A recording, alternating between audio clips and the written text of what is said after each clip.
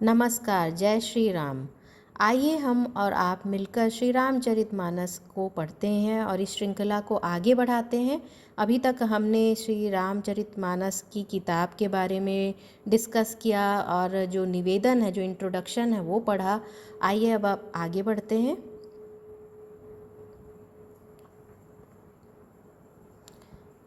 श्री शिव पार्वती, श्री हनुमान जी और समस्त रघुकुल को प्रणाम करते हुए, श्री सीता और श्री राम को प्रणाम करते हुए हम यह पाठ गणेश जी के आशीर्वाद से शुरू करते हैं।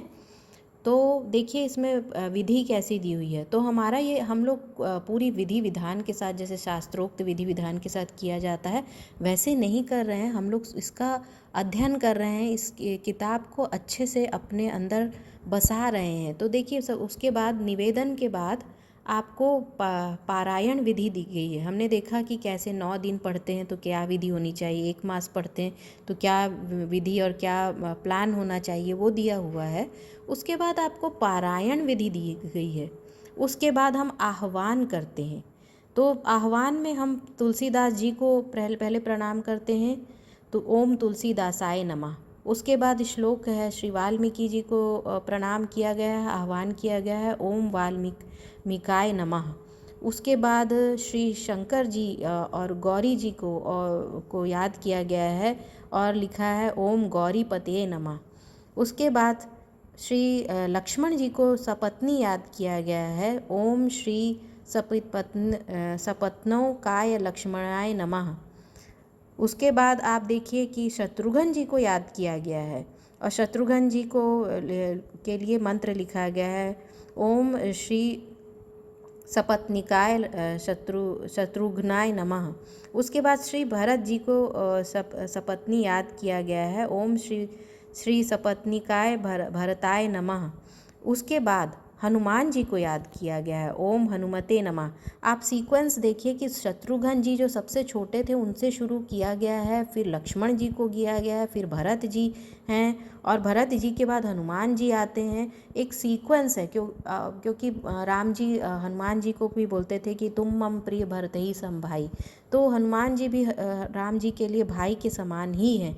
और देखिए कोई छोटा बड़ा नहीं होता, यहीं से शिक्षा आपकी शुरू हो जाती है कि तुलसीदास जी को याद किया गया है, फिर वाल्मीकि जी जिन्होंने पहली बार रामायण लिखी और उसे प्रचलित किया, उन्हें याद किया गया है। फिर श्री शिव और पार्वती, जो कि बोला जाता है कि श्री शिव जी ने पार्वती जी को रामायण सुनाई थी, तो आदि देव हैं, उन्हें याद किया गया है।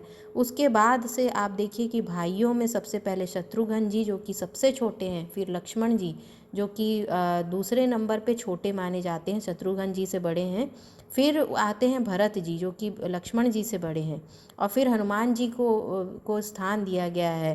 और क्योंकि राम जी कहते हैं तुम मम प्रिय भरत ही सम भाई, तो यह सीक्वेंस दिया गया है। तो कोई छोटा बड़ा नहीं होता, सबको, छोटों को बड़ों को, सबको आदर देना चाहिए। फिर श्री हरि विष्णु का आपको आह्वान किया गया है। फिर षोडशो उपचार जो पूजा की विधि होती है वो विधि करने के लिए कहा गया है। और उसके बाद आप देखिए कि यहाँ पर श्री मानस जी को प्रणाम किया गया है और फिर बताया गया है कि श्री शिव काकभुषुंडी याज्ञवल्क्य जी, गोस्वामी तुलसीदास जी ऋषि हैं और सीता रामचंद्र जो हैं वो देवता हैं। राम नाम जो है वो इसका बीज मंत्र है। और शक्ति भक्ति मम, इस तरह से शक्ति भक्ति और सब तरह की श्री राम सीता जी की प्रीति के लिए, सब तरह के मनोरथों को सफल बनाने के लिए इसका पाठ हम कर रहे हैं। ऐसे करके एक दिया गया है जो कि हम पूजा के शुरू में करते हैं। उसके बाद आचमन की विधि दी गई है, फिर करन्यास दिया गया है। मतलब पूरी विधि आपको इसमें दी गई है। और जो पंडित होते हैं, जो ज्ञानी होते हैं, जो करवाते हैं इन्हें, ये वो पूरी तरह से फॉलो करते हैं। हम आपको इसको समझना ही जो है वह महत्वपूर्ण है। ठीक है, तो अब देखिए इसमें दिया हुआ है, करन्यास दिया गया है, फिर हृदय न्यास दिया गया है, फिर ध्यान दिया गया है। मतलब अपने आप को पूरी तरह से साधने और पवित्र करने के बाद अब हम भगवान का ध्यान करते हैं। फिर देखिए इस में बहुत ही सुंदर जो गीता प्रेस के जो चित्र रहते हैं वो बहुत ही शांत प्रिय और बहुत ही सुंदर पेंटिंग्स रहती है। तो गोस्वामी तुलसीदास जी किस तरह से नदी के किनारे बैठे हुए हैं, बहुत ही सुंदर चित्र है। हम इनके चरणों में प्रणाम करते हैं, बहुत ही सिद्ध संत थे। फिर देखिए राम दरबार का चित्र है। राम दरबार का चित्र बहुत ही जो है मान्यता प्राप्त है और कहा जाता है कि हर को अपने घर में रखना चाहिए। तो कितना सुंदर चित्र है। श्री राम और श्री सीता जी एक साथ बैठे हुए हैं।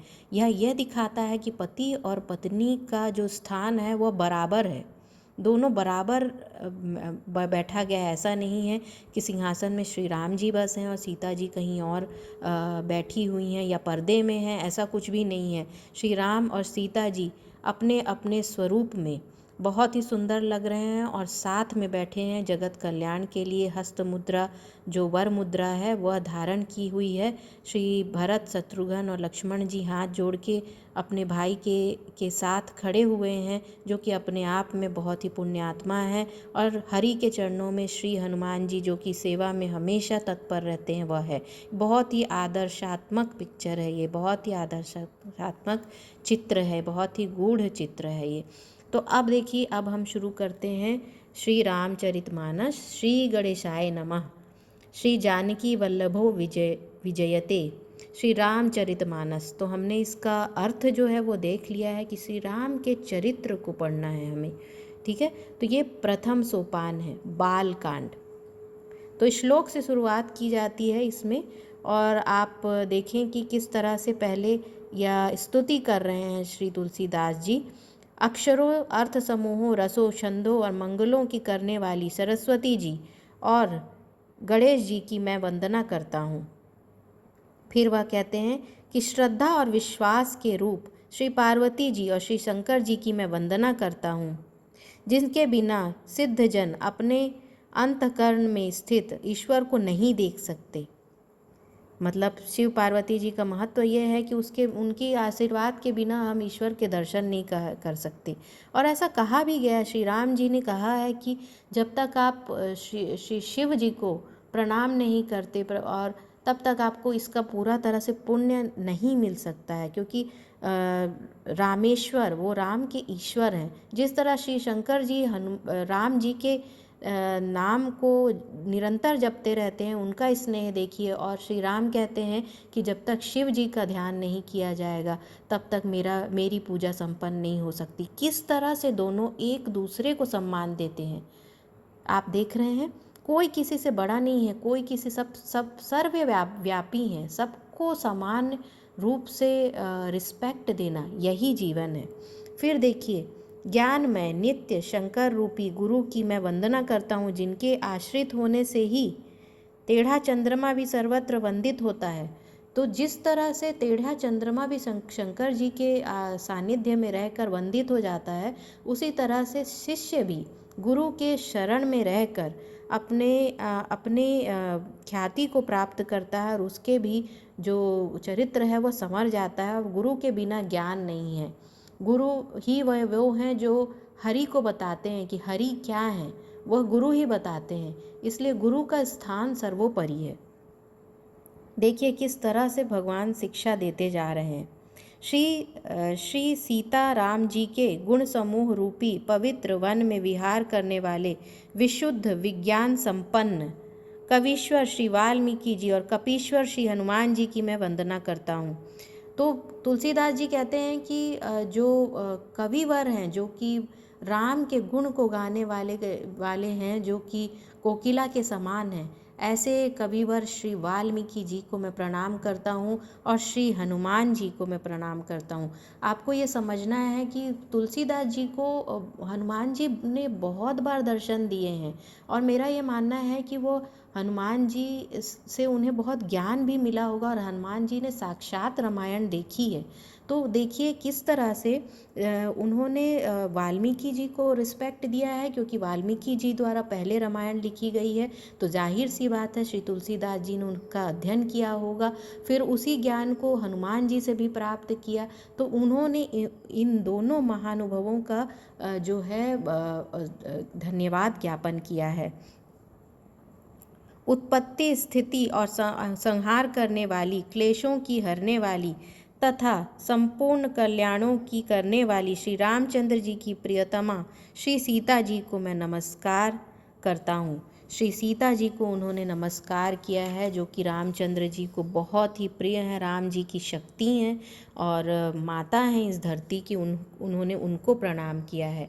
फिर जिनकी माया से वशीभूत संपूर्ण विश्व, ब्रह्मादि देवता और असुर हैं, जिनके सत्ता में रस्सी में सर्प के भ्रम की भांति यह सारा दृश्य जगत सत्य ही प्रतीत होता है, और जिनके केवल चरण ही भव सागर को तारने की इच्छा वालों के लिए एकमात्र नौका हैं, उन समस्त कारणों से पर, मतलब सब कारणों से परे हैं, जो राम कहलाते हैं, भगवान हरि की मैं वंदना करता हूँ। मतलब भगवान राम का जो चरण है वो भव सागर को तारने वाला है। ऐसे भगवान जो कर्म, कारण और हर तरह के से परे हैं, अछूते हैं, ऐसे भगवान जी को मैं प्रणाम करता हूँ। अनेक पुराण, वेद और तंत्र शास्त्र से सम्मत तथा जो रामायण में वर्णित है और कुछ अन्यत्र से भी उपलब्ध है, श्री रघुनाथ जी की कथा को तुलसीदास अपने अंतःकरण के सुख के लिए अत्यंत मनोहर भाषा रचना में विस्तृत करता है। अब वह कह रहे हैं कि यह जो हम लोगों ने पहले डिस्कस किया कि तुलसीदास जी कहते हैं कि उन्होंने जो वेद पुराणों से इकट्ठा किया, पहले की जो रामायण थी उससे इकट्ठा किया और गुणी जनों से इकट्ठा किया, ऐसे करके जो उन्होंने ज्ञान प्राप्त किया, खुद की साधना से जो ज्ञान प्राप्त किया, उस श्री रघुनाथ जी के चरित्र को तुलसीदास जी अपने हर्ष के लिए, अपनी सुख शांति के लिए, अपने उल्लास के लिए प्रेम के सहित उसे अपनी भाषा में, मनोहर भाषा में, सिंपल भाषा में व्यक्त कर रहे हैं। अब तुलसीदास जी ने अपना ही नाम लिया है, उन्होंने मैं नहीं कहा, उन्होंने कहा कि तुलसीदास। यह जो महान लोग होते हैं ना, वो अपने इस जीवन को ही बस क्योंकि इस जीवन में जो तुलसीदास जी बने हुए हैं, जो महान आत्मा है, इस जीवन में लिख रहे हैं, इसलिए उन्होंने एक सेकंड पर्सन के रूप में, एक थर्ड पर्सन के रूप में उन्होंने उसका नाम लिया है कि तुलसीदास जी जो हैं वह यह कर रहे हैं। जबकि करने वाले भी कौन हैं? जो कह रहे हैं वही कर रहे हैं, पर उन्होंने अपने इस अवतार श्री तुलसीदास जी का नाम दिया है। तो इस तरह से वह सबको प्रणाम करते हुए, सबकी आज्ञा लेते हुए बड़ी ही भक्ति के साथ श्री रामचरितमानस को शुरू कर रहे हैं। अब यहाँ से हमारी जो है ये दोहा, चौपाई और सब जो है वो शुरू होगी, तो यह हम आप कल देखेंगे। जय श्री राम।